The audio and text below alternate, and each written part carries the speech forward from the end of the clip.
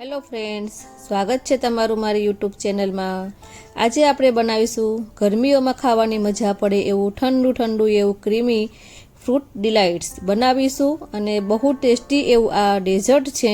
તમે તેને થાળીમાં સાઈડમાં પણ સર્વ કરી શકો છો અને એકલું પણ તેને ખાવું હોય તો તમે ખાઈ શકો છો। એટલું ટેસ્ટી બને છે કે બાળકોથી લઈ મોટા બધાને બહુ જ ભાવશે। જો તમને મારી રેસીપીઓ ગમતી હોય અને હજુ સુધી મારી ચેનલને સબસ્ક્રાઈબ ન કર્યું હોય તો મારી ચેનલને સબસ્ક્રાઈબ કરી દેજો અને બાજુમાં આપેલી ઘંટી દબાવજો, જેથી તમને નવી નવી રેસીપી નોટિફિકેશન મળતા રહે। તો ફ્રૂટ ડિલાઇટ બનાવવા માટે મેં અહીંયા આગળ દહીં લીધું છે 1 કિલો જેટલું। તમે ઘરનું કે બહારનું કોઈ પણ દહીં લઈ શકો છો, પણ દહીં તમારે મોળું હોય એવું લેવાનું છે અને તે આવી રીતના ઘટ હોય એવું લેવાનું છે। તેની અંદર પાણીનો ભાગ વધારે પડતો ન હોવો જોઈએ। તો હવે આપણે તેનું મસ્કો તૈયાર કરવાનો છે, એટલા માટે આપણે આ રીતનું જાળીવાળું વાસણ લઈશું અને તેની અંદર આપણે કોટનનું પતલું એવું કપડું લેવાનું છે અને તેની અંદર આપણે જે દહીં છે એ દહીં તેની અંદર નાખી દઈશું।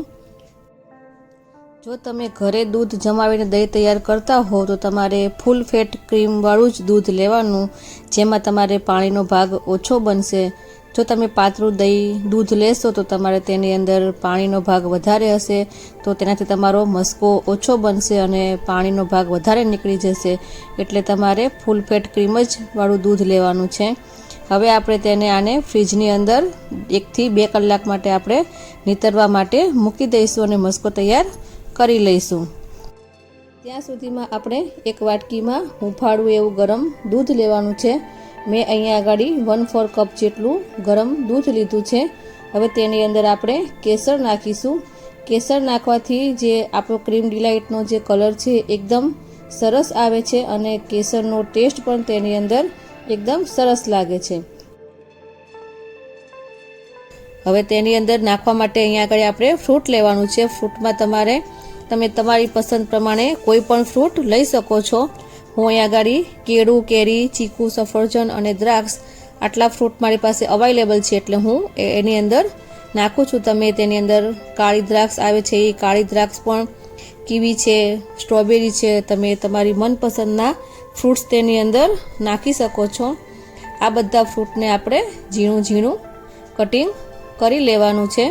તો ફ્રૂટ્સ આપણા બધા કટિંગ થઈ ગયા છે।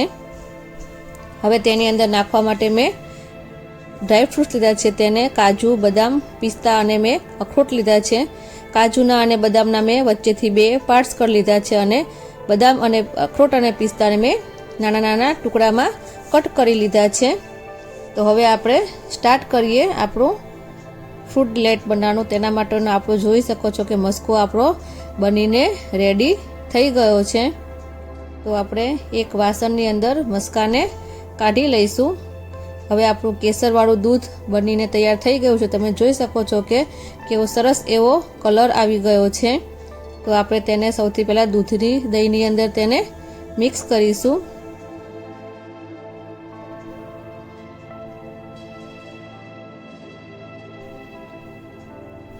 મને મારું વાસણ નાનું પડતું હતું એટલે મેં વાસણને ચેન્જ કરી લીધું છે, જેથી આપણને હલાવવાની, મિક્સ કરવાની મજા આવે। તો તમારે મોટું જ એવું વાસણ પહેલેથી પસંદ કરવાનું। તો દહીંના મસ્કા સાથે આપણે જે કેસરવાળું દૂધ હતું તે આપણે એડ કરી અને તેની અંદર આપણે જે અમૂલની ફ્રેશ ક્રીમ આવે છે 250 mlનું પેકેટ, એ ફ્રેશ ક્રીમ આપણે આખું પેકેટ તેની અંદર નાખી દઈશું। તમે કોઈ પણ કંપનીની ક્રીમ તમે યુઝ કરી શકો છો। ક્રીમને આપણે મસ્કા સાથે એકદમ સરસ રીતે મિક્સ કરી લેવાની છે। ખરેખર આ ડેઝર્ટ ખાવામાં એટલું ટેસ્ટી બને છે, તમે એકવાર ઘરે જરૂરથી ટ્રાય કરજો। હવે તેની અંદર હું પોણી વાટકી જેટલી દળેલી ખાંડ લઉં છું। તમે ખાંડની જગ્યાએ સાકરને પણ દળીને તેની અંદર નાખી શકો છો। તો આપણે તમારું દહીં કેવું મોળું છે કે ખાટું છે એ પ્રમાણે તમારે ખાંડની આની અંદર જરૂર પડશે। તો તમારે તમારા ટેસ્ટ કરી લેવાનો અને ટેસ્ટ મુજબ તમારે તેની અંદર ખાંડ ઉમેરવાની છે। જો ખાટું દહીં હશે તો થોડી વધારે ખાંડની જરૂર પડશે, અને દહીં મોળું હશે તો પોણી વાટકી ખાંડ તમારી આની અંદર એટલી ઇનફ થઈ જશે। તો આપણો બેઝ બનીને તૈયાર થઈ ગયો છે। હવે આપણે તેની અંદર જે ફ્રૂટ્સ કટિંગ કરીને રાખ્યા હતા તે ફ્રૂટ્સ આપણે તેની અંદર એડ કરી દઈશું। બધા ફ્રૂટ્સને આપણે તેની અંદર 1 બાય 1 આપણે તેની અંદર નાખી દઈશું। ફ્રૂટ ક્રીમ ડિલાઇટ બનાવો ત્યારે તમે તેની અંદર આની અંદર થોડા વેનીલા એસેન્સના થોડા ટીપા એડ કરજો। મેં આની અંદર વેનીલા એસેન્સ નાખ્યો છે, પણ મારાથી એ વિડીયો થોડો સ્કીપ થઈ ગયો છે। તો તમારી પાસે પડ્યો હોય વેનીલા એસેન્સ તો જરૂરથી એડ કરજો। વેનીલા એસેન્સથી આનો ટેસ્ટ એકદમ સરસ આવે છે।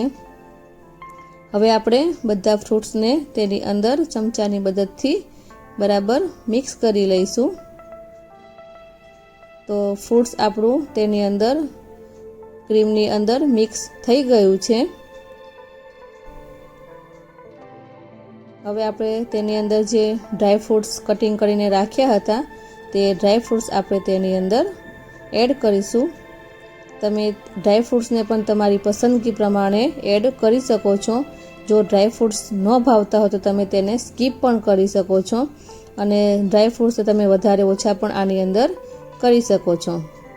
તો ડ્રાય ફ્રૂટ્સ આપણે તેની અંદર થોડા નાખીશું અને થોડાક આપણે ગાર્નિશિંગ માટે રાખી દઈશું। તો તૈયાર થઈ ગયો છે આપણું સરસ મજાનું ટેસ્ટી એવું ફ્રૂટ ક્રીમ ડિલાઇટ। આપણે તેને થોડીક વાર માટે ફ્રીજમાં રાખી અને ઠંડુ કરી અને પછી ઠંડુ આપણે તેને સર્વ કરી લઈશું, જે ખાવામાં એકદમ ટેસ્ટી લાગે છે। તો તમે એકવાર ઘરે જરૂરથી ટ્રાય કરજો। હવે આપણે ઉપરથી થોડાક ફ્રૂટ્સ જે છે આપણે રાખ્યા હતા તેનાથી આપણે ગાર્નિશિંગ કરી લઈશું। થોડાક ડ્રાય ફ્રૂટ્સ અને ફ્રૂટ્સથી આપણે ગાર્નિશિંગ કરી લઈશું। તો તૈયાર થઈ ગયું છે આપણું સરસ મજાનું ટેસ્ટી એવું એકદમ ઠંડુ ફ્રૂટ ક્રીમ ડિલાઇટ। તો તમને મારી આ રેસીપી કેવી લાગી મને કમેન્ટ બોક્સમાં જરૂરથી જણાવજો। જો તમને મારો વિડીયો ગમ્યો હોય તો મારા વિડીયોને લાઈક કરી, શેર કરી અને મારી ચેનલને સબસ્ક્રાઈબ કરવાનું ન ભૂલતા। તો ફરી મળીશું આપણે નવા વિડીયો સાથે। Thanks for watching.